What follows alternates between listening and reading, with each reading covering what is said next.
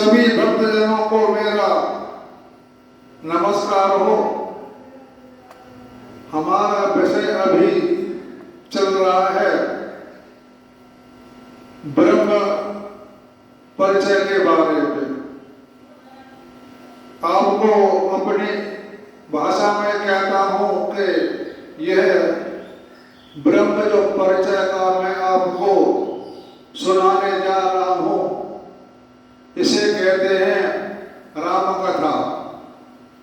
जो राम कथा ज्यादा प्रचलित है, इसलिए इसको हम अपनी भाषा में कह सकते हैं कि यह इसके नाम कई है। श्याम कथा कह लो या राम कथा कह लो, एक ही बात है। ब्रह्म के कई नाम हैं। परम पुरुष को भी ब्रह्म कहते हैं और भूमा पुरुष को भी ब्रह्म कहते हैं, राम को भी ब्रह्म कहते हैं और कृष्ण भगवान या श्याम इनको भी ब्रह्म कहते हैं। ज्यादातर सभी भक्तजन यही समझते हैं कि जो रामायण में, रामचरितमानस में जो राम भगवान का चरित्र, वह रावण महाराज का जो भक्ति दिखाई है, उसे राम कथा कहते हैं। मैं आपकी बात को गलत नहीं समझा रहा, लेकिन यह तो एक रामचरित्र है। यह राम कथा के अंतर्गत नहीं आती है, लेकिन हम इसे मान लेते हैं कि यही राम कथा है। लेकिन जो हमारे महादेव जी ने माता पार्वती को राम कथा सुनाई थी, उसी का नाम ब्रह्म कथा है। तो यही मैं आपको राम कथा कह लो या ब्रह्म कथा कह लो, उसके बारे में जितना मेरी समझ में है, जितना मैंने पढ़ा है या सुना है, उसी के बारे में बता रहा हूं। ब्रह्म कथा को कोई विस्तार में नहीं कह सकता, क्योंकि इसका हमारा प्रमाण श्रीमद् भगवद गीता में है।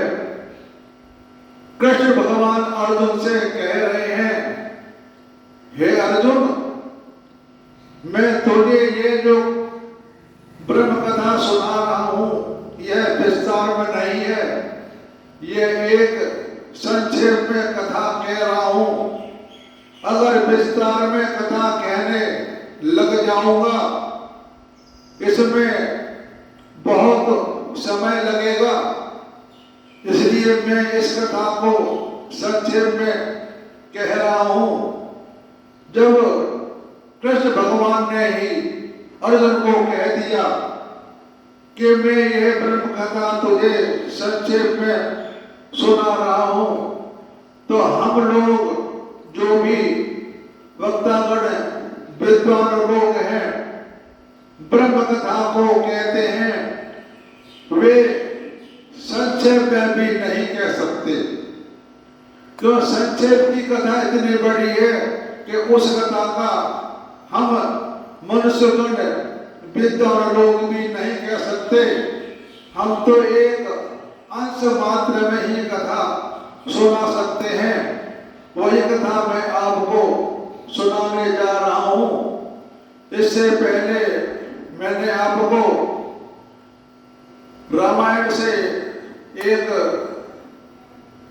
अंश लिया था, उसके बाद भगवत महापुराण से लिया था। उसमें चर्चा की थी हमने भूमा पुरुष की।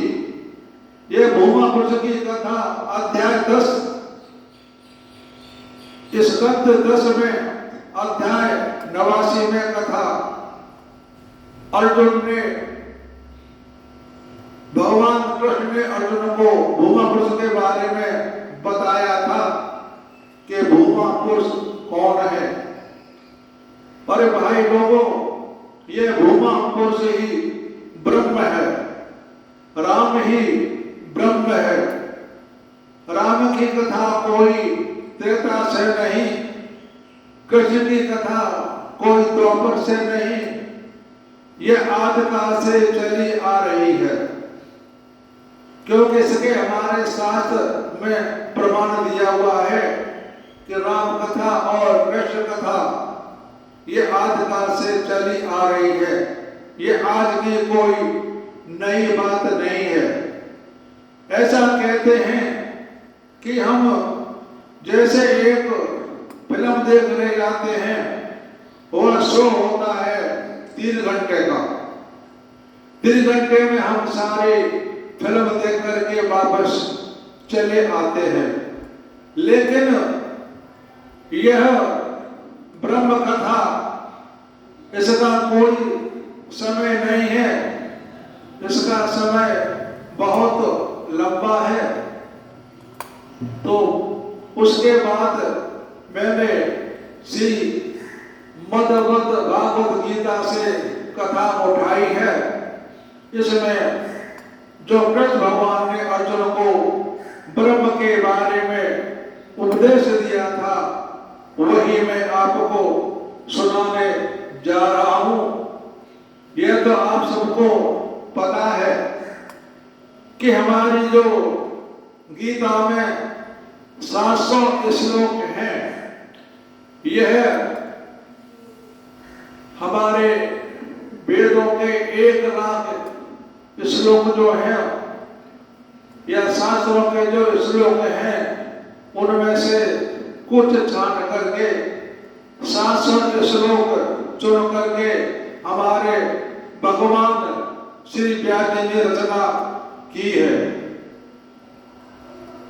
श्रीमद् भागवत पुराण, वो 18 पुराण, इनकी सबकी रचना हमारे व्यास जी महाराज ने की है। हमारे व्यास जी भगवान कोई खास ऐसे खास बहुत महाशक्ति थी, उसको भी हम ब्रह्म कह सकते हैं। क्योंकि ये सभी भगवान की विभूतियां हैं, यानी भगवान के ही सारे रूप हैं।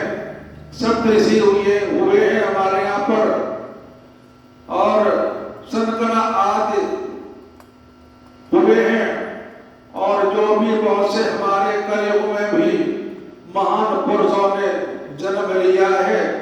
हम सतयुग को, त्रेता को और द्वापर को तो छोड़ दो, हमारे कलयुग के अंदर भी महान पुरुषों ने जन्म लिया।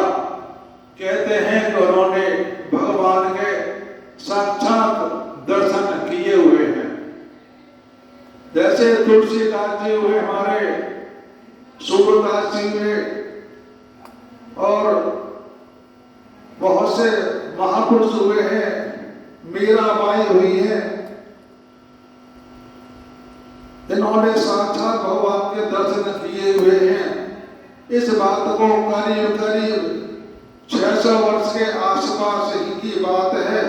सभी ने, इन महान पुरुषों ने भगवान के रूप को देखा है।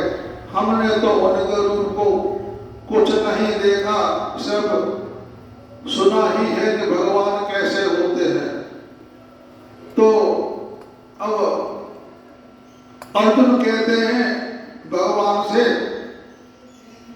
कि भगवान, आपने मुझ पर बड़ी कृपा की, आपने गोपनीय अध्यात्म विषय अर्थात उपदेश दिए, इससे मेरा अज्ञान नष्ट हो गया है। गोपनीय बातें उसको कहते हैं जो कि बातें हर एक को नहीं बताई जाती। जो भगवान का भक्त होता है उसको ही भगवान गोपनीय बातों को बताते हैं। अर्जुन नारायण के अवतार थे और भगवान नर और नारायण के अवतार हैं। नारायण हो गए हमारे कृष्ण भगवान और अर्जुन हो गए नर। तो कहते हैं कि मैंने आपसे भूतों की उत्पत्ति यानी मनुष्य जीव या सारे जीव की उत्पत्ति के बारे में आपसे सुना और प्रलय विस्तार पूर्वक सुने हैं तथा आपकी अविनाशी महिमा भी सुनी है। हे परमेश्वर, आप अपने को जैसा कहते हैं ये ठीक ऐसा ही है, परंतु हे पुरुषोत्तम, ये जो शब्द है पुरुषोत्तम, रामायण में भगवान को पुरुषोत्तम नाम से पुकारा है। राम को कहते हैं पुरुषोत्तम राम। गीता में भी अर्जुन ने कृष्ण भगवान को पुरुषोत्तम कहा है। दोनों एक ही बात है, राम हो या कृष्ण हो, दोनों ही पुरुषोत्तम है। पुरुषों में उत्तम, पुरुषों में उत्तम हम कैसे माने, इसकी बात मैं बताता हूं आपको कि भगवान मनुष्य के रूप में प्रकट हुए हैं, इसलिए इनको कहते हैं पुरुषोत्तम। पुरुषों में जो उत्तम होता है उसको पुरुषोत्तम कहते हैं। हमारे वेदों के अंदर 9 उपनिषद के अंदर पुरुषोत्तम नाम की व्याख्या ब्रह्म के नाम से कही है। तो आपके ज्ञान, ऐश्वर्य, शक्ति, बल, वीर और तेज से युक्त ऐश्वर्य रूप को मैं प्रत्यक्ष देखना चाहता हूं। तेज कहते हैं कि जिसके अंदर तेज होता है उसका चेहरा दूर से ही चमकता है, उसे कहते हैं तेज। ये तेज प्राप्त होता है सूर्य भगवान से, सो कहते हैं तेज। और हे प्रभु, यदि मेरे द्वारा आपका वह रूप देखा जाना है तो ऐसा आप मानते हैं तो हे योगेश्वर, उस अविनाशी स्वरूप का मुझे दर्शन कराइए। अर्जुन प्रार्थना कर रहे हैं कि भगवान, मैं आपका भक्त हूं, मुझे आप अपने स्वरूप को दर्शन कराइए। तो भगवान कहते हैं कि हे अर्जुन सुन, अब तुम मेरे सैकड़ों हजारों नाना प्रकार के और नाना वर्ण तथा नाना आकृति वाले अलौकिक रूपों को देख। कहने का मतलब यह है कि भगवान ने एक फिल्म बना दी है 4 युग की। ऐसा हर युग में अनंत जो हमारे लोग हैं अनंत रूपों में एक फिल्म बना के रख दी है। वही फिल्म को बार बार भगवान दिखाते रहते हैं, कोई नई बात नहीं होती है ऐसा कहते हैं। भगवान ने ये 3 घंटे का शो बना रखा है 4 युग में, इसी को बार बार दिखाते रहते हैं। भगवान के अनंत लोक हैं, अनंत रूप हैं, अनंत अवतार हैं, इसकी हम गिनती नहीं कर सकते। हे भक्तवंशी अर्जुन, तू मुझ में आदित्य को अर्थात आदित्य के द्वादश पुत्रों को तो सूर्य भगवान के 12 नाम है, उनको 12 नाम से कहा गया है। 8 वसु, 11 रुद्र, दोनों अश्विनी कुमारों को और 49 मरुत गणों को देखा तथा और भी बहुत से पहले से न देखे हुए आचार रूपों को देखा। तो हे अर्जुन, अब मेरे शरीर में एक जगह स्थित चराचर सहित संपूर्ण जगत को देख तथा और भी जो कुछ देखना चाहता है सो देख। ब्रह्म हमारे जो दुख दुखी होती है उसमें ब्रह्म का वास है। अब आप अंदाज लगाइए, अगर हम अपने जीव के बारे में सोचें या समझें तो हम ब्रह्म को प्राप्त हो सकते हैं, क्योंकि ब्रह्म मनुष्य के अंदर बड़ी शक्ति है। वह जो कुछ चाहे वह कर सकता है, क्योंकि हर इंसान ही ब्रह्म है। जो ब्रह्म कार्य कर सकता है, अगर हम अपने अंदर बैठे हुए ब्रह्म को पहचान लें, अपने जीव को पहचान लें, तो मनुष्य भी जमीन में हाथ मारे तो पानी निकल आएगा। पत्थर में एक घूसा मारे, पत्थर भी टूट के पहाड़ जो होता है वो भी टूट जाएगा। इतनी इंसान के अंदर शक्ति है। उसका मैं प्रमाण देता हूं महाराज रावण के बारे में। रावण में इतनी ताकत थी कि वो पर्वतों को हाथ में उठा लेता था। उसने सभी देवताओं की भक्ति करके देवता उसकी बात को मानते थे। लोग कहते हैं कि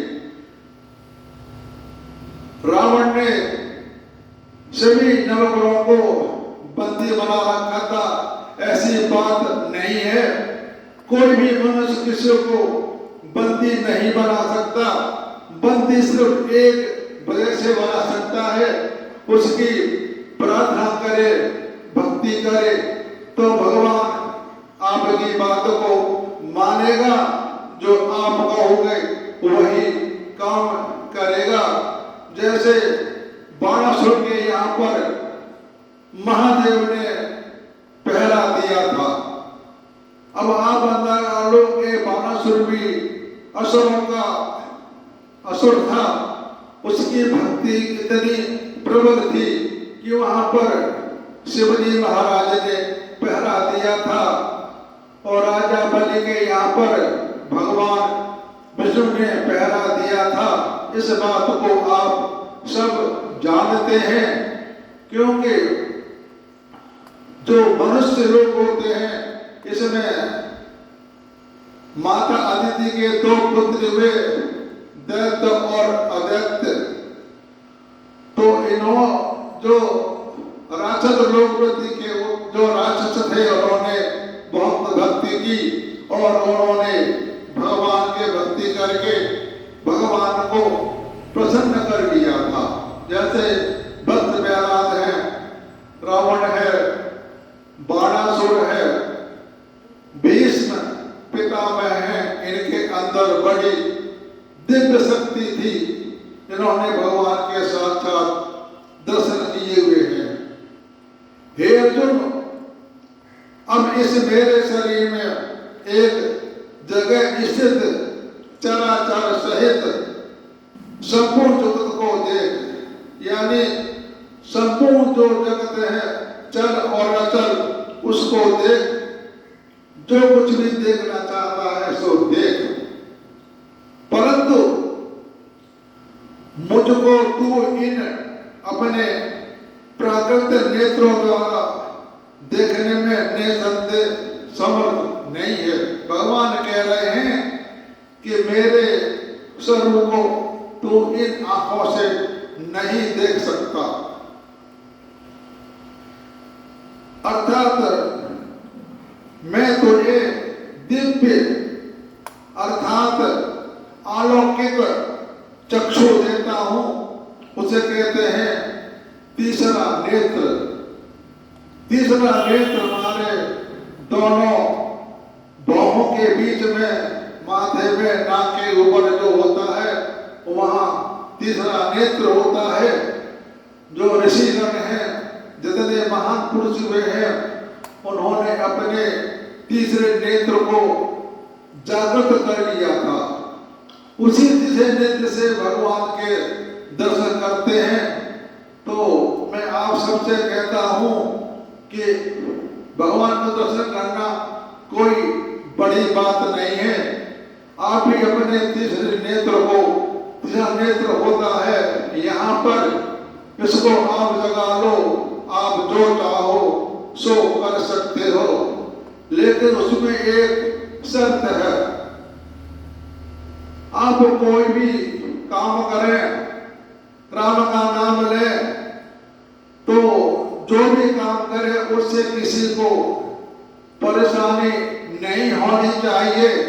हम यहाँ राम का नाम ले रहे हैं और आपकी नींद खराब हो रही है, तो राम का नाम लेने का कोई फायदा नहीं है।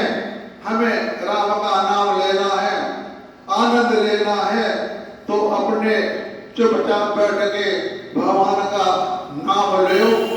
रात को अगर आप मन लगा के सुनाने लग जाओगे, आप सभी गाली दोगे, यार इसने तो नींद हमारी खराब कर दी है, ये अपनी भक्ति के बारे में बता रहा है।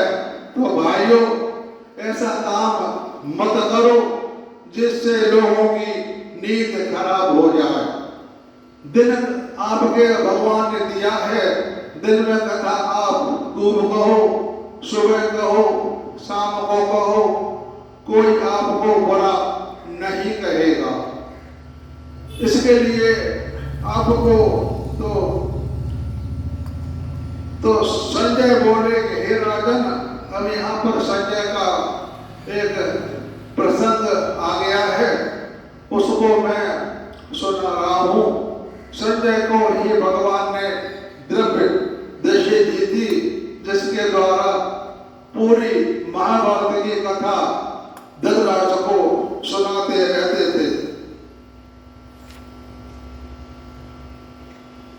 तो अनेक मुख नेत्रों से युक्त, अनेक अद्भुत दर्शनों वाले, बहुत से दिव्य भूषणों से युक्त और बहुत से दिव्य शस्त्रों को हाथ में उठाए हुए, दिव्य माला और वस्त्रों को धारण किए हुए, दिव्य गंध का सारे शरीर में लेप किए हुए, दिव्य कहते हैं सुगंध पदार्थ, सुगंध यानी खुशबू, सारे शरीर में लेप किए हुए हैं। भगवान ने जब दर्शन दिए थे अर्जुन को, उनके शरीर से बड़ी खुशबू आती है। सब प्रकार के आश्चर्यों से युक्त, सीमा रहित, इसकी कोई सीमा नहीं कि कितना बड़ा है। और सब और मुख चारों तरफ, मतलब चारों तरफ मुख विराट स्वरूप परमदेव परमेश्वर को अर्जुन ने देखा। आकाश में 1000 सूर्य के एक साथ उदय होने से उत्पन्न जो प्रकाश है, वह भी उस विश्व रूप परमात्मा के प्रकाश से सदृश कदाचित हो। हमारे श्रीमद् गीता में भगवान ने अपने विराट स्वरूप का 2 बार दर्शन कराया था। पहले तो उन्होंने देवधन की राजसभा में अपना रूप दिखाया था।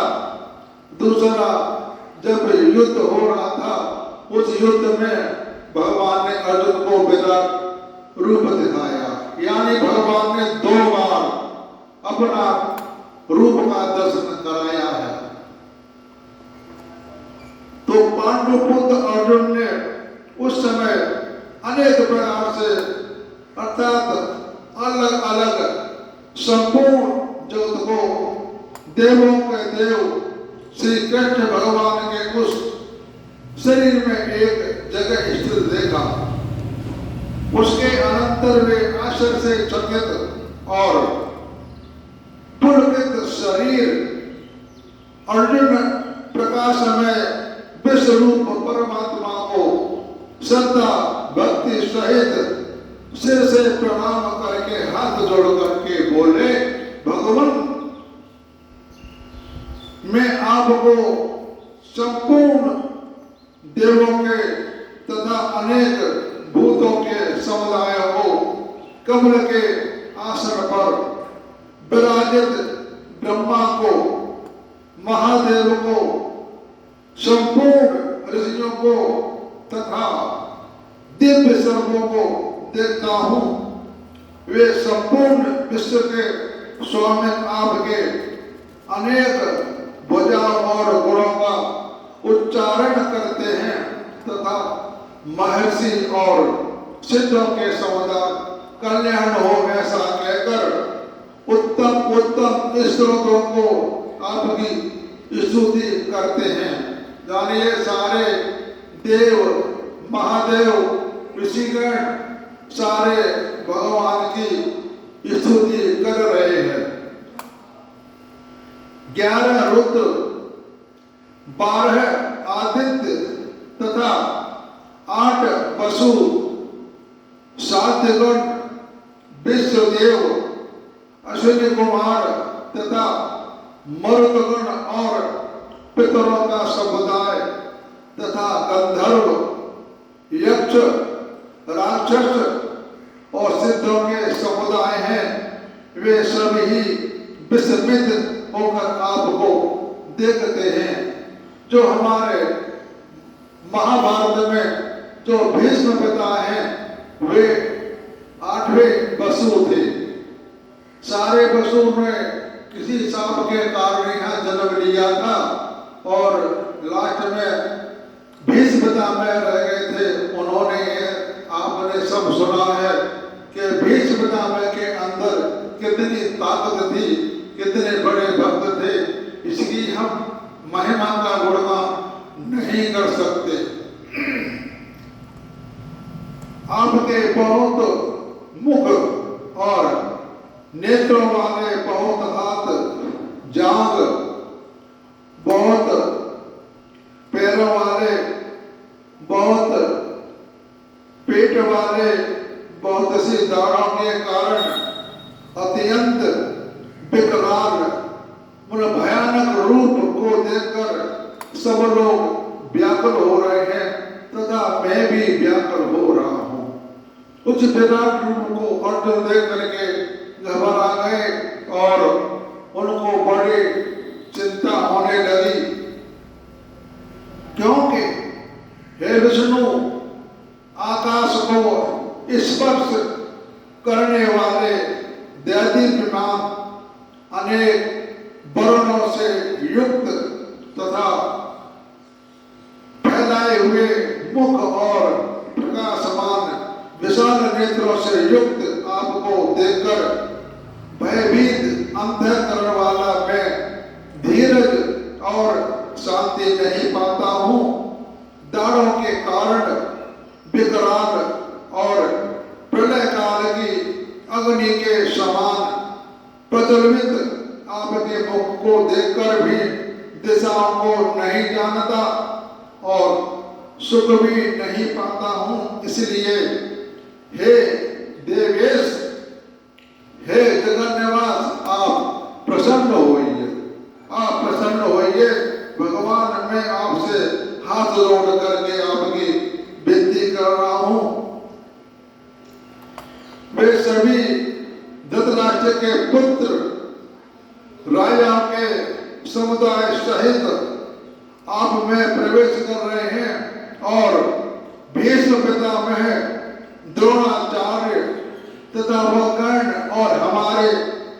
जो भी प्रधान योद्धाओं के सहित सबके सब आपके दानों के कारण विकराल भयानक मुख में बड़े वेग से दौड़ते हुए प्रवेश कर रहे हैं और एक चूर हुए स्वरों सहित आपके दांतों के बीच में लगे हुए दिख रहे हैं।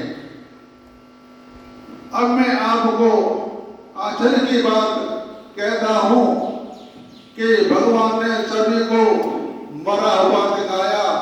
हे अर्जुन, देख ये सभी मरे हुए हैं, सभी मारे जाएंगे। तू तेरा तो एक निमित्त सिर्फ काम है, लेकिन इनको मारने वाला है मैं ही हूं, तू किसी को नहीं मार रहा।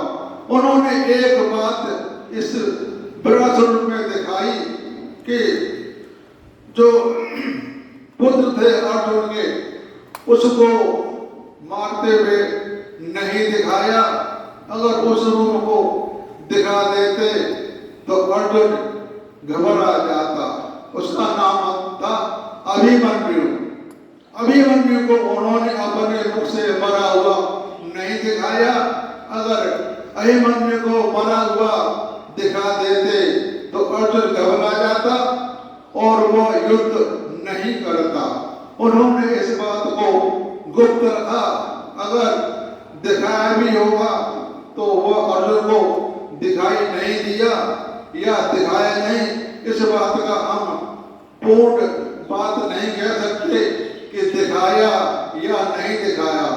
लेकिन उस रूप को अर्जुन ने नहीं देखा कि मेरा पुत्र का भी वध हो रहा हुआ है।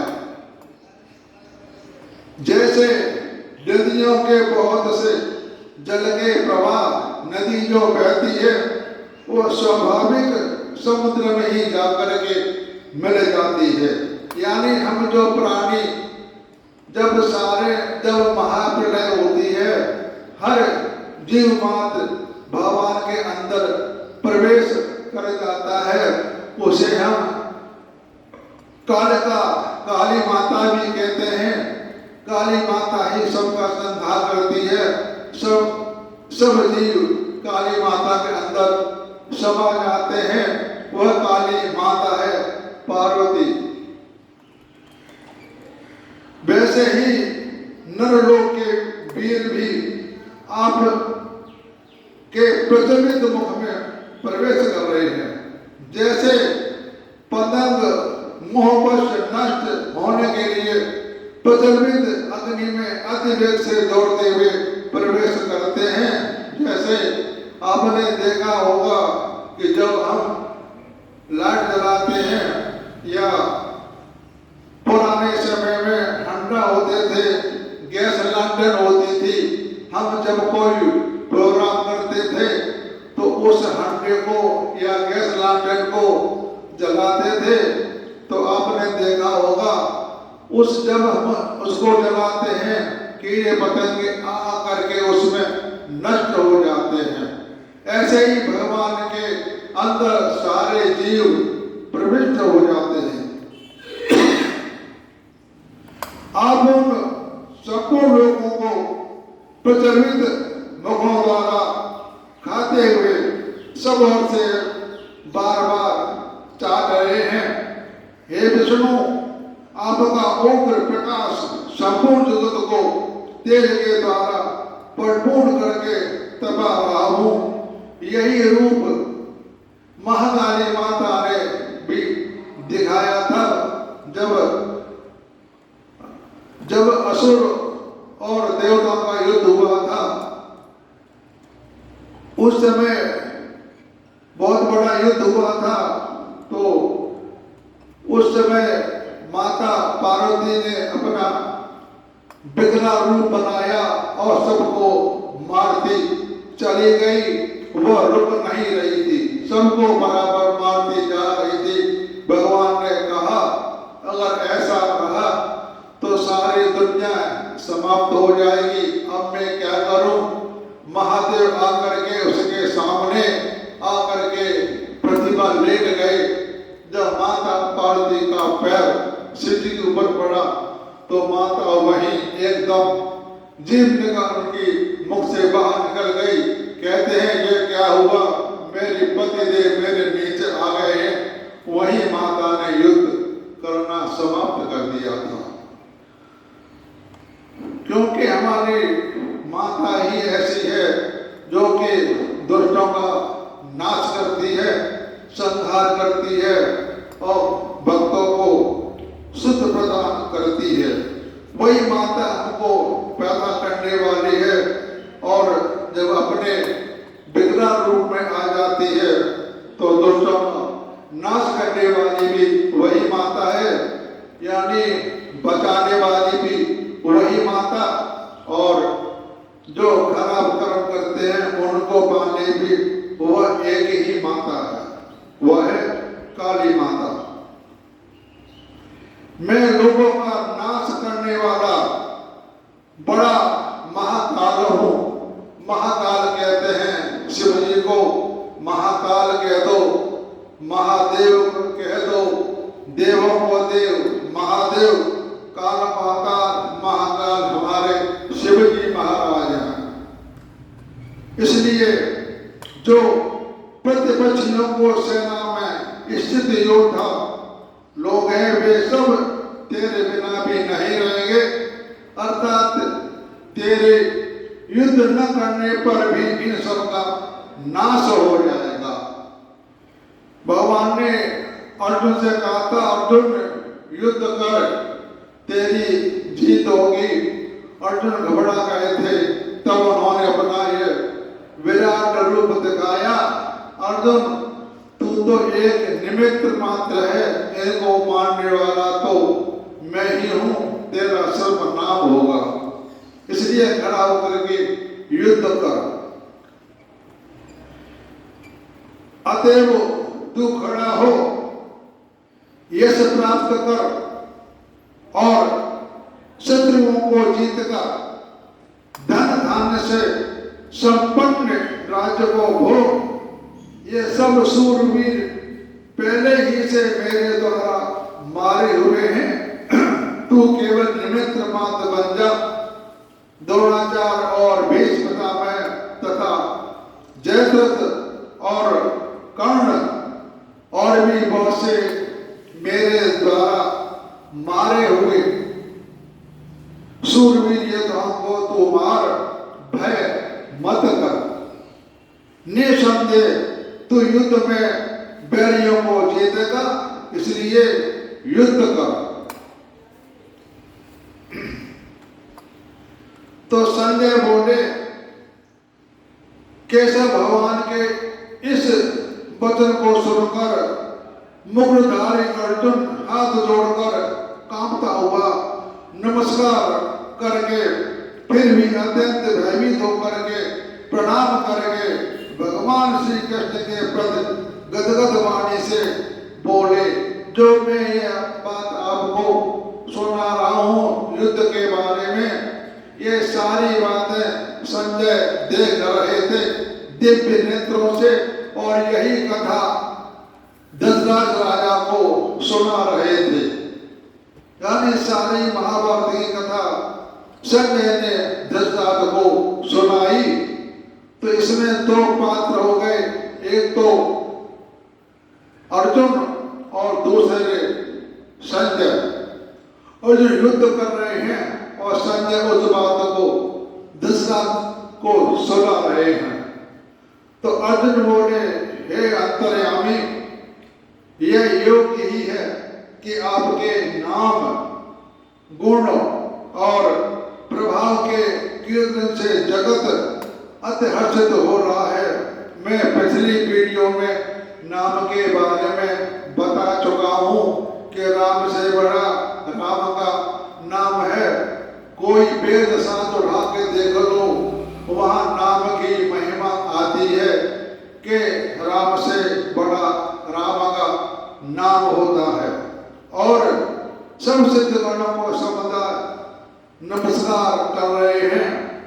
हे महात्मन, ब्रह्मा भी आदि कर्ता और सबसे पड़े आपके लिए, वे कैसे नमस्कार न करें, क्योंकि हे अनंत, हे देवेश, हे जगन निवास, जो सत्य असत और उनसे परे, भगवान जो ब्रह्म है सत्य और असत से परे, मतलब परा विद्या, ये इसके बाद ही ब्रह्म का नाम होता है। भगवान या ब्रह्म सत्य से भी परे है।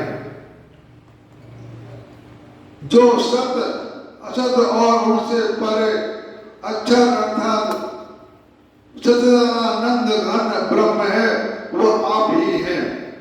उसमें नाम आता है ओम का, ओम ही ब्रह्म है। आप आदिदेव और सनातन पुरुष हैं। सनातन कहते हैं जिसका कोई आदि नहीं, कोई अंत नहीं, उसे कहते हैं सनातन।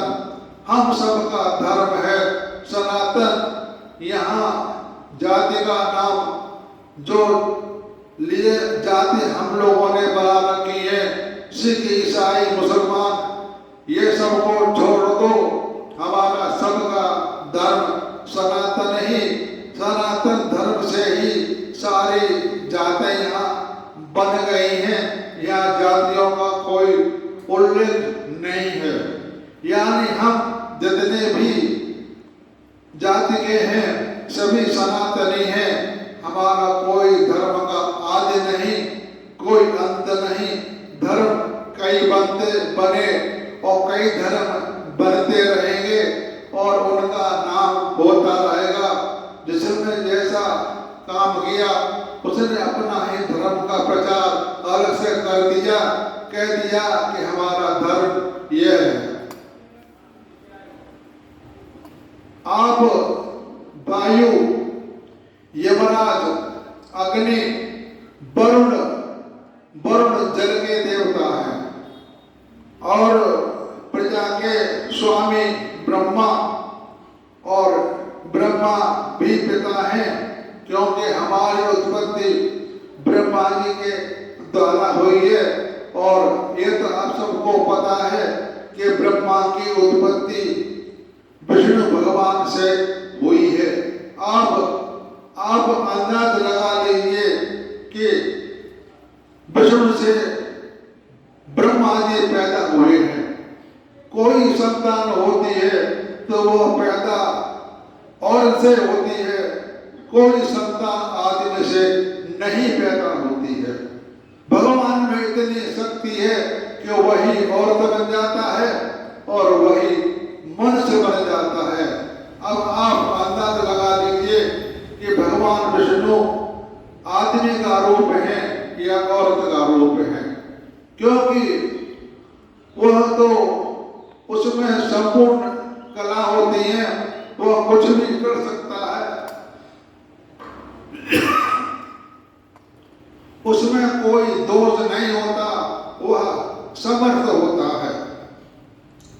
ब्रह्म की कोई जात नहीं होती, स्त्री या औरत, वह तो एक ब्रह्म है, उसी से सारे काम चलते हैं। ब्रह्मा के भी आदकर्ता सबसे बड़ा आपके लिए वे कैसे नमस्कार करें। तो हे अनंत सामर्थ्य वाले, आपके लिए आगे से और पीछे से, मतलब आपको चारों तरफ से नमस्कार हो आपके लिए, क्योंकि अनंत पराक्रमशाली आप समस्त संसार को व्याप्त किए हुए भय से हुए हैं। इससे आप ही स्वरूप हैं। आपके इस प्रभाव को न जानते हुए आप मेरे सखा हैं ऐसा मानकर, सखा कहते हैं मित्र को या दोस्त को, ऐसा मानकर प्रेम से अथवा प्रमाद से भी मैंने हे कृष्ण, हे यादव, हे सखे, इस प्रकार जो कुछ बिना सोचे समझे हठात कहा है, और हे आप जो मेरे द्वारा विनोद के लिए विहार, शैया, आसन और भोजन आदि में अकेले अथवा उन सखाओं के सामने और अपमानित किए गए हैं। ये सब अपराध अप्रमेय स्वरूप अर्थात अचिंत्य प्रभाव वाले आपसे मैं क्षमा चाहता हूं।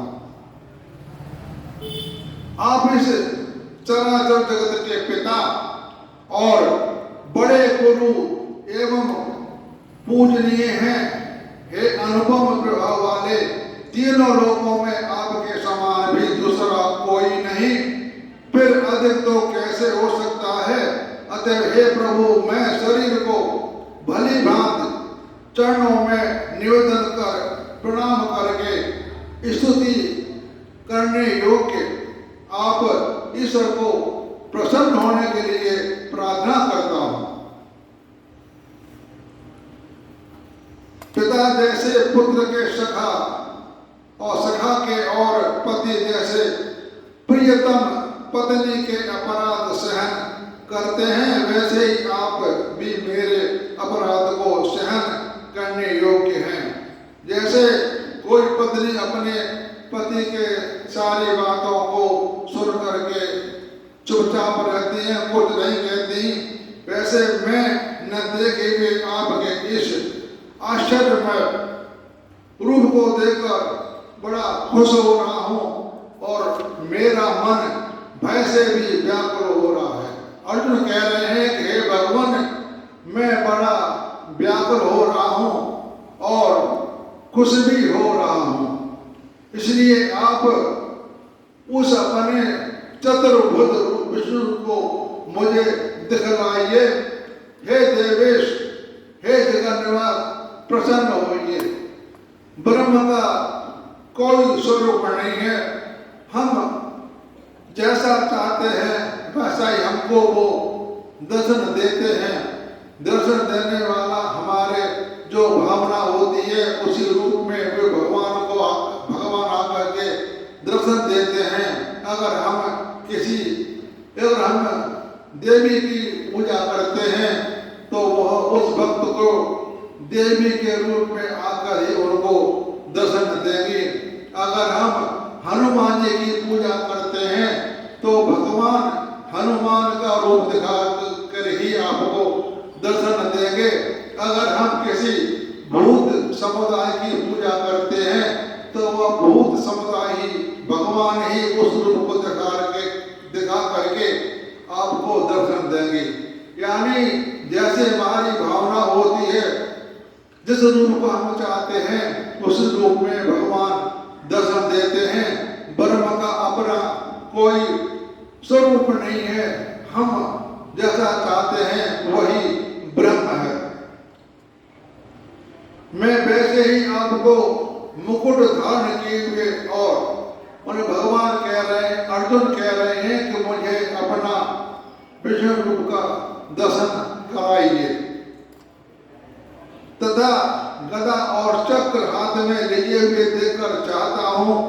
इसलिए हे विश्व स्वरूप, हे सहस्त्रबाहो, सहस्त्रबाहु कहते हैं हजार भुजा वाले, आप उसी चतुर्भुज रूप से प्रकट होइए। आप अपने चार भुजा के रूप में ही मुझे दर्शन दीजिए।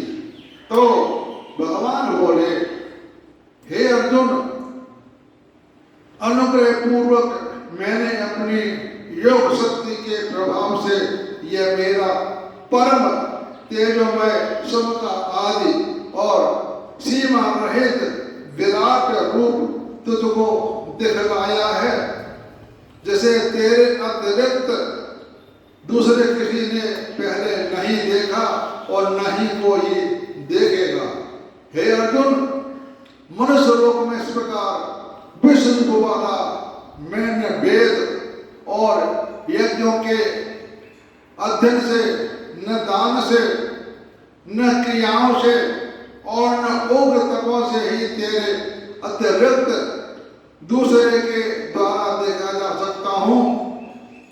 मेरे इस प्रकार के इस विकराल रूप को देखकर तुझको व्याकुल होना चाहिए और मूल भाव भी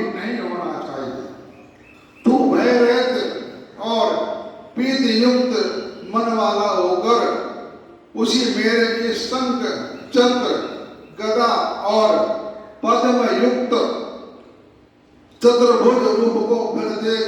हे आप सभी सुनने वाले इस मेरी बात को ध्यान से सुनते रहना।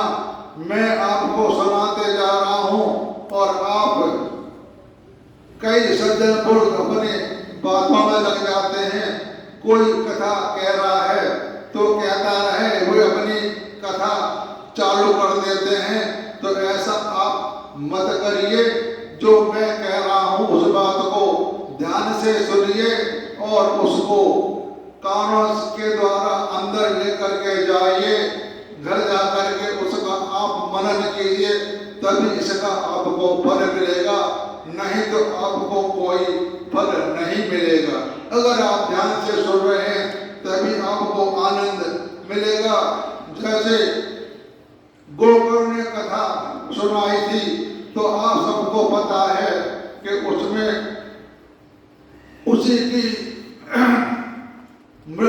वही स्वर्गलोक को गया था, धुंधकारी ही स्वर्गलोक को गया था और कोई भी जो सुनने वाले श्रोतागण कोई भी नहीं गया था, क्योंकि उस समय धुंधकारी ने ही उस कथा को बड़े ध्यान से सुना तो उसकी मुक्ति हो गई।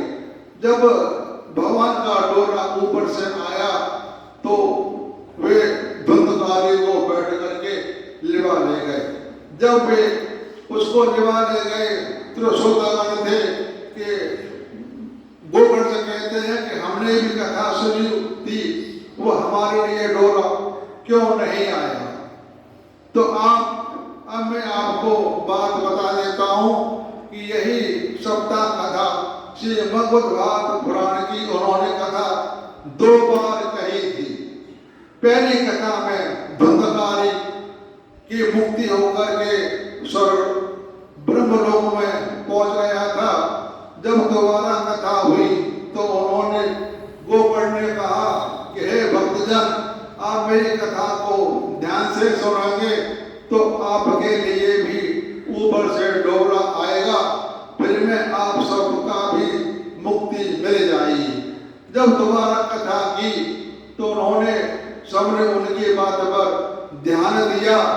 दोबारा कथा उन्होंने बड़े प्रेम से सुनी। जब कथा समाप्त हुई तो ऊपर से डोला सबके लिए आया और कहा, आप सबकी मुक्ति हो गई, आप इस डोले में सब बढ़ करके मेरे साथ चलिए। तो इस प्रकार जब उन्होंने कथा सुनी तो सबकी मुक्ति हो गई। कथा सुनने में मुक्ति उसी की होती है जो ध्यान से सुनता है। उन्होंने यहाँ बात सुनी और दूसरे कान से बाहर निकाल दी तो उस कथा का सुनने का उसका कोई फल नहीं मिलेगा। ये आपको प्रमाण दे रहा हूं कि कथा सुनने का और चिंतन करने का क्या अंतर होता है। तो संजय बोले, धृतराष्ट्र के पास से भगवान ने अर्जुन के प्रति इस प्रकार कहकर फिर वैसे ही अपने चतुर्भुज रूप को दिखलाया और फिर महात्मा श्री कृष्ण ने सौम्य मूर्ति होकर इस भयभीत अर्जुन को भेज दिया। अब आप अंदाज लगा लिए कि यह जो अपना विराट रूप और विशाल रूप को दर्शन दिए, उसके दो ही नाम आते हैं, अर्जुन और संजय। अर्जुन के साथ साथ संजय ने भी भगवान के दर्शन किए। तो आप यह न सोचिए कि यह दर्शन सिर्फ अर्जुन को दिए, यह दर्शन संजय को भी दिए थे कि भगवान ने संजय को दिव्य दृष्टि दे रखी थी। इसलिए इसके 2 पात्र हैं जिन्होंने भगवान के स्वरूप का दर्शन किया है। तो अर्जुन बोले, हे जनार्दन, आपके इस अति शांत मनुष्य रूप को देखकर अब मैं स्थिर हो गया हूं और अपने स्वाभाविक स्थिति को प्राप्त हो गया हूँ। तो भगवान ने कहा कि मेरा जो चतुर्भुज रूप तुमने देखा है यह सुदर्शन और इसके दर्शन बड़े ही दुर्लभ हैं। देवता भी सदा इस रूप के दर्शन की ही आकांक्षा करते रहते हैं। जिस प्रकार तुमने मुझको देखा है इस प्रकार चतुर्भुज रूप वाला मैंने वेदों से न तप से न दान से और न यज्ञ से ही देखा जा सकता हूँ, परंतु हे परंतु अर्जुन अनन्य भक्ति द्वारा इस प्रकार चतुर्भुज रूप वाला मैं प्रत्यक्ष देखने के लिए, तत्व से जानने के लिए तथा प्रवेश करने के लिए अर्थात एक ही भाव से प्राप्त होने के लिए भी मैं हूँ।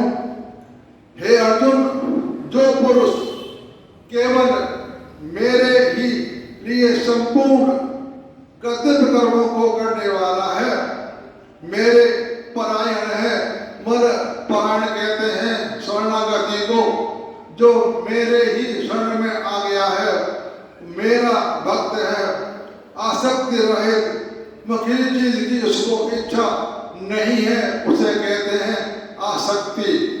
ठीक है, भगवान ने हमको मनुष्य रूप में जन्म दिया, हमें सारे काम करने चाहिए।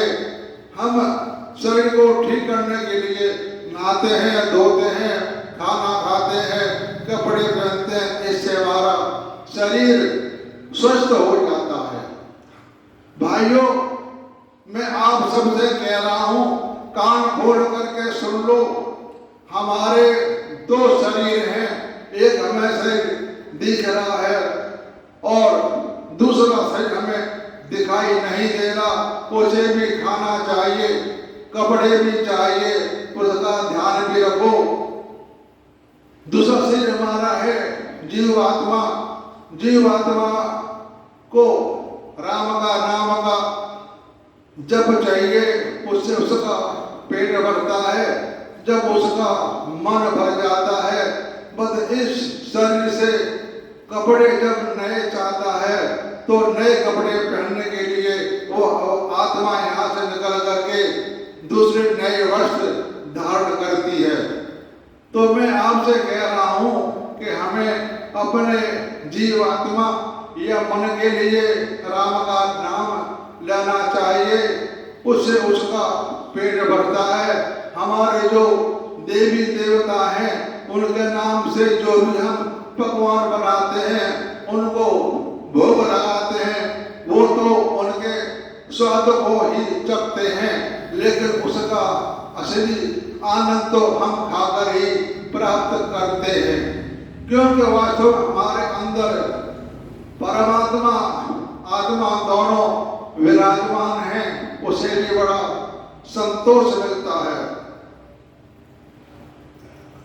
और सब भूत प्राणियों में वैर भाव से रहित है अनन्य भक्ति युक्त पुरुष मुझको ही प्राप्त होता है।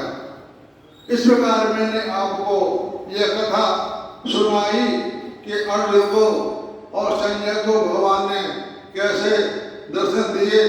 दोनों अनन्य भक्त थे, भगवान की कृपा थी। बगैर भगवान की कृपा से हम कुछ नहीं कर सकते, ना ही जो भी कुछ हो रहा है उसकी इच्छा से ही हो रहा है।